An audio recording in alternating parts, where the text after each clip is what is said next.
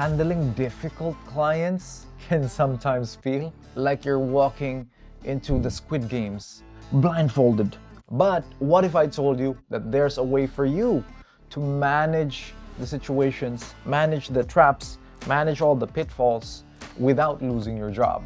So imagine turning conflict into collaboration, right?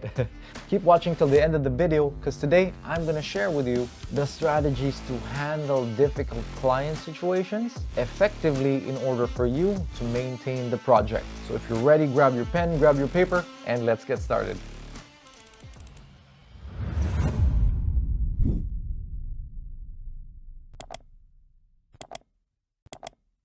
So guys, the challenge is real. The world is full of good people, bad people, good clients, difficult clients, easy clients, hard clients. And most freelancers, unfortunately, will deal with a hard client in their career. Once or twice or multiple times in your career, dealing with a challenging client will happen.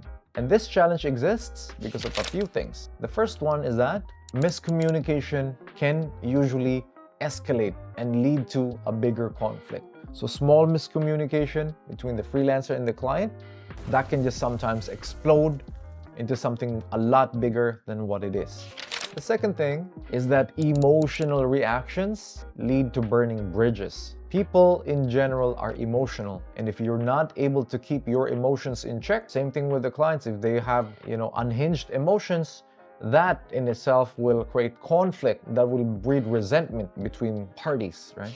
And the third one is the lack of clear boundaries that then magnify these issues, right? So if the boundaries, the work boundaries aren't defined and one person expects something else from the other and that doesn't happen, that's when the problem, the issue escalates, it gets magnified. But today, I'm gonna teach you how you can turn these obstacles into positive opportunities in order for you to grow and keep succeeding. So let's unpack how we do this. All right, so here's the approach I'd like you to take. Empathize, educate, and empower, right? And let's break down why this works. When you empathize, you understand the client's needs. You also see things from their perspective, and then you see their concern as a genuine concern. I'll give you an example, right?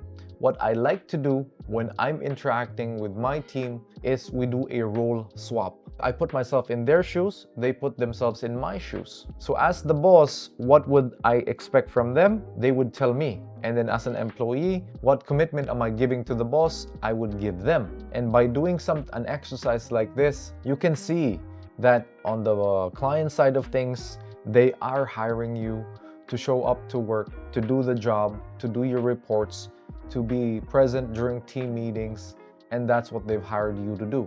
So at least those are the minimum level commitments that you'd expect from your team member.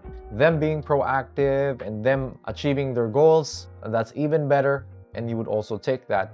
And on the other hand, as an employee to the client, you expect to be treated with respect, given the right amount of leeway to do your job, given the amount of freedom to, come up with ideas in order to complete the task, and also committing to actually showing up and doing the job. So by doing this small exercise, we can have an idea of how the other person sees things and the task from each other's perspective, and then empathize with it. That's a good way to get into the other person's perspective and start empathizing with what the client needs. Second one is educate. So when misunderstandings come up, what you want to do is to clarify them.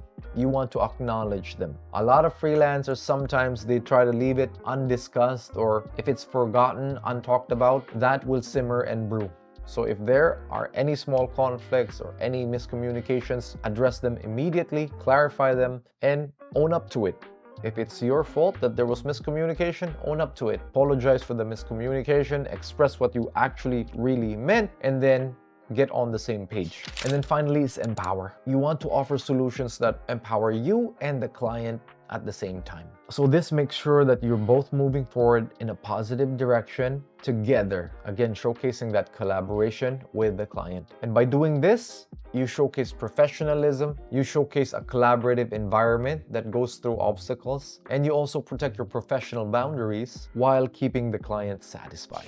All right, so let's take this to the real world. So let's say you're on a call with a client and they ask you, why isn't this done yet? This is unacceptable. You could be frustrated, anxious, emotional, and respond, yes, I'm doing everything I can. I'm working as fast as I can. I'm working overtime. You don't want to do that. Instead, what you want to do when the client asks, why isn't this done yet? This is unacceptable. You can respond and saying, Mr. Client, I understand your frustration. You relate with them. Let's go back and review the timeline and clarify any points of confusion on what needs to be done and when it needs to be done. And I assure you that I'm committed that we meet your needs effectively and efficiently and on time. And by saying it that way, you can clarify where you're all at, what your progress is, and giving an expectation on what's going to happen next. You can then ease the client being emotional. You can't fight emotions with more emotions, but you can appease them with logic and then get them on the same page, where the client can then tell you, okay, thank you for explaining where we're at and then what you're doing in order for us to get to the goal. That's much clearer now. We can keep moving forward. See what happened in that scenario? You turned a potential conflict into an opportunity. And instead of a conflict, it was an opportunity for you to reinforce yourself as a valued partner for the project. All right, so challenge time. Try to identify a client or an interaction that is challenging or is difficult. And I'd like you to test out the empathize, educate, and empower approach. See how it does for you. Does it improve your interaction? Did it make the client understand the project more? Were you able to calm your clients down? Were you able to extend on the project? Let us know. Drop it in the comments below, and we'd love to celebrate the wins and then also give you more tips in case you have any questions. But before you do that, have you ever wondered how to elevate your freelance status from freelancer to trusted advisor? Subscribe to the channel and hit that notification bell, because in the next video, I'm going to share the 5 ways to go from freelancer, trusted advisor, the ultimate pathway to client loyalty. So again, thanks for hanging out. We'll see you on the next one. Peace.